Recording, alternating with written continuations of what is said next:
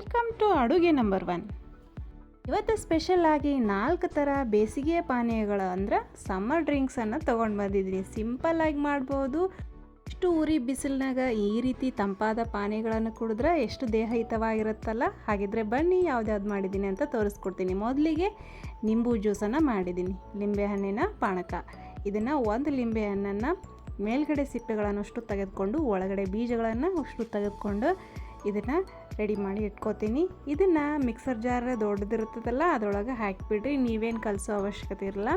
Mixer ಜಾರನ್ನ ದೊಡ್ಡ ತೊಗೊಂಡು ಅದಕ್ಕೆ ಒಂದು ಲಿಂಬೆಹಣ್ಣನ್ನು ಹಾಕಿ ಮತ್ತು 2 ಟೇಬಲ್ ಸ್ಪೂನ್ ಸಕ್ಕರೆಯನ್ನು ಹಾಕಿ ಮತ್ತು ಒಂದು ಚಿಟಿಕೆ ಅಷ್ಟೇ ಉಪ್ಪನ್ನು ಹಾಕಿ 1 ಗ್ಲಾಸ್ ನೀರನ್ನು ಹಾಕಿ ಇದನ್ನು ಗ್ರೈಂಡ್ ಮಾಡಿಕೊಂಡು ಗ್ಲಾಸಿಗೆ ಸೋಸ್ಕೊಂಡು ಹಾಕ್ಕೊಂಡ್ರೆ ಆಗೋಯ್ತು. ಯಾಕಂದರೆ ಮೇಲ್ಗಡೆ ಬೀಜ ಏನಾದರೂ ಇರ್ತೈತಲ್ಲ ಸೋಸ್ಕೊಂಡು ಹಾಕ್ಕೊಳ್ಳಿ. ಇದಕ್ಕೆ 1 ಟೀ ಸ್ಪೂನಷ್ಟು ಸಬ್ಜಾ ಸೀಡ್ಸ್ಗಳನ್ನು ನಾನು ನೀರಿನಲ್ಲಿ ಇಟ್ಟಿದ್ದೆ.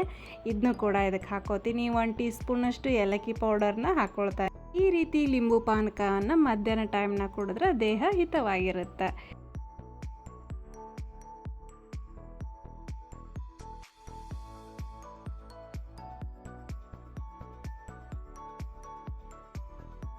ಈಗ ಸೌತೆಕಾಯಿ ಮಜ್ಜಿಗೆ ಮಾಡ್ತಾ ಇದ್ದೀನಿ.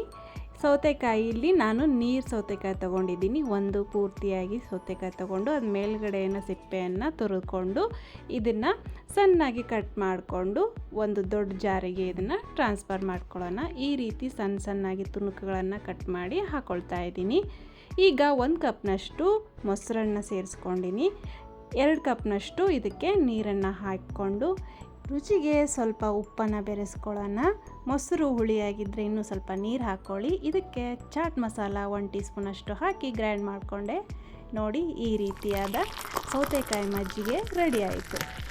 ಇದು ಕೂಡ ತುಂಬ ದೇಹಕ್ಕೆ ತಂಪು ಕೊಡುತ್ತೆ. ಬೇಸಿಗೆ ಟೈಮ್ನಾಗ ಮಧ್ಯಾಹ್ನ ಟೈಮ್ನಾಗ ಕುಡಿದ್ರೆ ತುಂಬ ಹಿತವಾಗಿರುತ್ತೆ. ಕೊತ್ತಂಬರಿ ಸೊಪ್ಪನ್ನು ಹಾಕಿ ಕುಡಿದ್ಬಿಟ್ರೆ ಚೆನ್ನಾಗಿರುತ್ತೆ.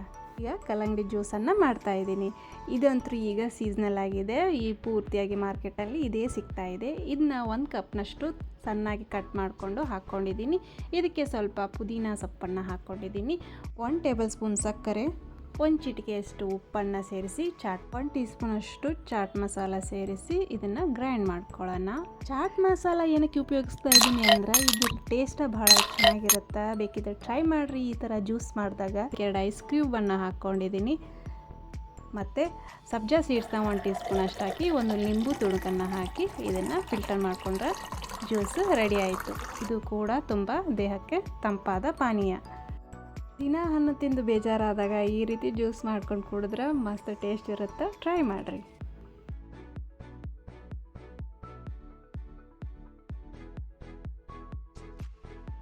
ಈಗ ಪುದೀನ ಜ್ಯೂಸನ್ನು ಮಾಡ್ತಾಯಿದ್ದೀನಿ.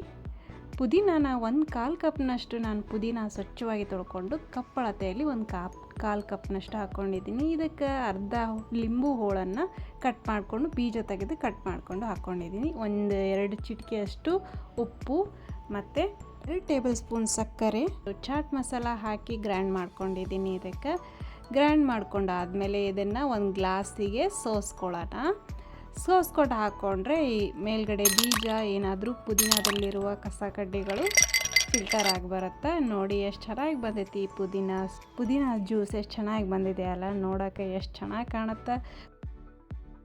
ನಾನು ಒಂದು ಹೇಳಲಿಕ್ಕೆ ಇಷ್ಟಪಡ್ತೀನಿ, ಹೊರಗಿನ ಪಾನೀಯಗಳನ್ನು ಕೋಲ್ಡ್ ಡ್ರಿಂಕ್ಸನ್ನು ಅವಾಯ್ಡ್ ಮಾಡಿರಿ. ಕೆಮಿಕಲ್ಸ್ ಯೂಸ್ ಮಾಡಿರ್ತಾರೆ. ಮನೆಯಲ್ಲೇ ಈ ರೀತಿ ಟ್ರೈ ಮಾಡಿರಿ. ಇಷ್ಟ ಆಗಿದ್ದರೆ ಲೈಕ್ ಮಾಡಿರಿ, ಶೇರ್ ಮಾಡಿರಿ, ಸಬ್ಸ್ಕ್ರೈಬ್ ಮಾಡಿರಿ. ನೆಕ್ಸ್ಟ್ ಹೀಗೆ ರುಚಿಯಾದ ರೆಸಿಪಿಯೊಂದಿಗೆ ಬರ್ತೀನಿ. Thank you.